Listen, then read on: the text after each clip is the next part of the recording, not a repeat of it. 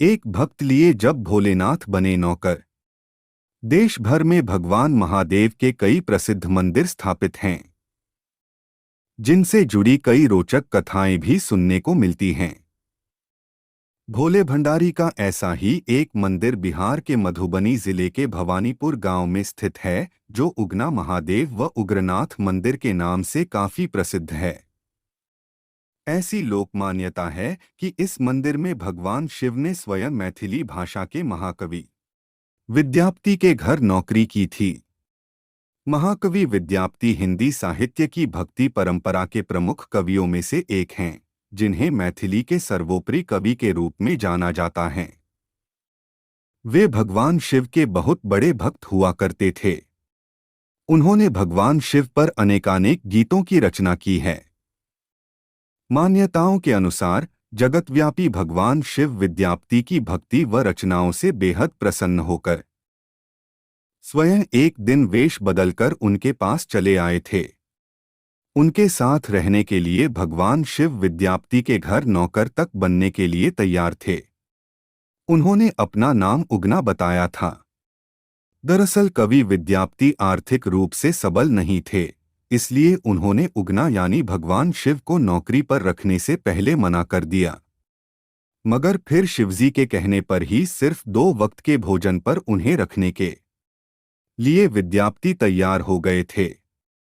ऐसी कथा है कि जब एक दिन विद्यापति राजा के दरबार में जा रहे थे, तो तेज गर्मी व धूप से विद्यापति का गला सूखने लगा, मगर आसपास जल नहीं था। इस पर साथ चल रहे विद्यापति ने उगना से जल लाने के लिए कहा। तब शिव ने थोड़ा दूर जाकर अपनी जटा खोली व एक लोटा गंगाजल ले आए। जल पीते ही विद्यापति को गंगाजल का स्वाद आया। उन्होंने सोचा कि इस वन के बीच यह जल कहाँ से आया। इसके बाद उन्हें संदेह हुआ कि कहीं उगना स्वयं भगवान शिव ही तो नहीं हैं। उन्होंने शिव के चरण पकड़ लिए तो शिव को अपने वास्तविक स्वरूप में आना पड़ा। इसके बाद शिवजी ने महाकवि विद्यापति के साथ रहने की इच्छा जताई और उन्हें बताया कि वह उगना बनकर ही साथ रहेंगे।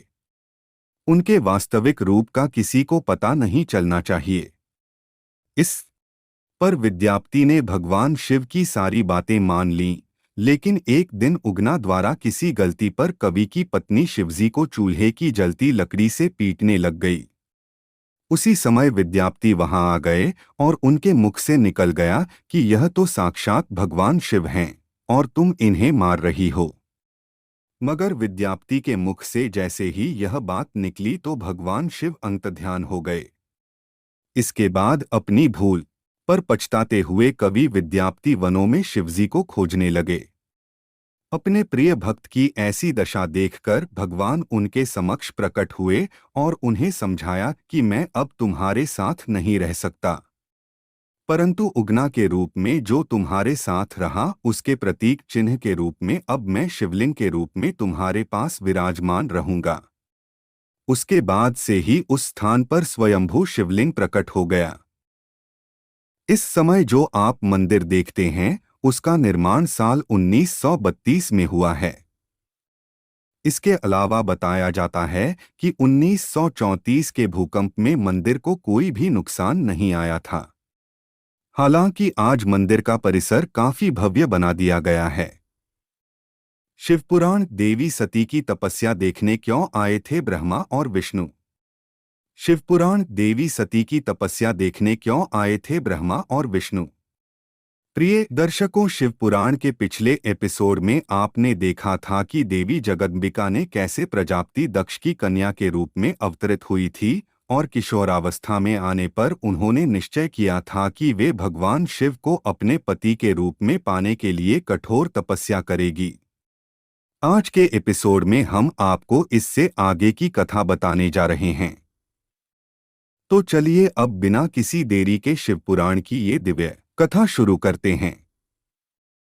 कथा के अनुसार जब सती बड़ी हुई तो एक दिन परमपिता ब्रह्मा और देवर्षि नारद प्रजापति दक्ष से मिलने उनके घर पहुंचे। वहां पहुंचकर उन दोनों ने देखा कि सती अपने पिता से बातें कर रही है और मुस्कुरा रही है। फिर जब सती की नजर ब्रह्मा जी और देवर्षि नारद पर गई तो उन्होंने उन दोनों को हाथ जोड़कर प्रणाम किया।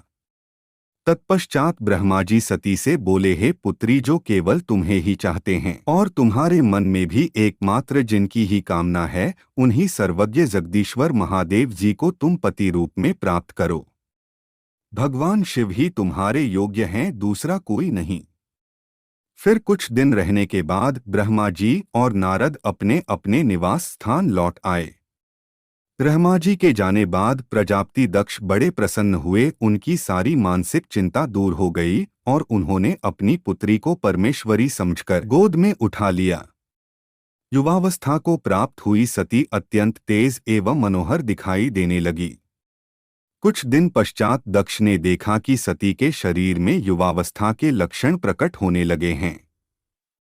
तब उनके मन में चिंता हुई कि परमपिता ब्रह्मा जी के कहे अनुसार मैं महादेव जी के साथ अपने पुत्री का विवाह कैसे करूं। उधर सती स्वयं भी महादेव जी को पाने की अभिलाषा रखती थी। आठ पिता के मनोभाव को समझकर वे माता के निकट गई और भगवान शंकर को प्रसन्न करने के उद्देश्य से तपस्या करने के लिए आज्ञा मांगी। माता ने बिना किसी बाधा के उसे तपस्या करने की आज्ञा दे दी।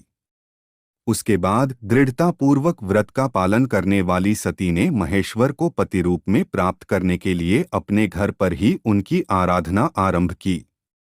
तपस्या के दौरान सती किसी दिन भक्तिपूर्वक गुड़, भात और नमक चढ़ाकर भगवान शिव का पूजन किया करती, तो किसी दिन मालपुओं और खीर से परमेश्वर शिव की आराधना करती।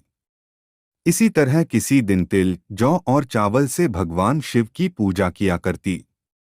इतना ही नहीं, किसी किसी दिन सती रात भर जागरण करके प्रातःकाल खिचड़ी का नैवेद्य चढ़ाकर वे शिव जी की पूजा करती थी। इसी तरह भांति भांति के फलों, फूलों और उस समय उत्पन्न होने वाले अन्नों द्वारा वे शिव की पूजा करती और महीने भर अत्यंत नियमित आहार करके केवल जप में लगी रहती थी। इसी तरह जब सती के तपस्या करते हुए कई वर्ष बीत गए, तब एक दिन सभी ऋषि भगवान विष्णु और ब्रह्मा सती की तपस्या देखने लिए गए। वहां आकर देवताओं ने देखा सती मूर्तिपति दूसरी सिद्धि के समान जान पड़ती है। वे भगवान शिव के ध्यान में निमग्न हो उस समय सिद्धावस्था को पहुंच गई थी। समस्त देवताओं ने बड़ी प्रसन्नता के साथ वहां दोनों हाथ जोड़कर सती को नमस्कार किया। मुनियों ने भी मस्तक झुकाए। फिर सब देवता और मुनि आश्चर्यचकित हो सती देवी की तपस्या की प्रशंसा करने लगे।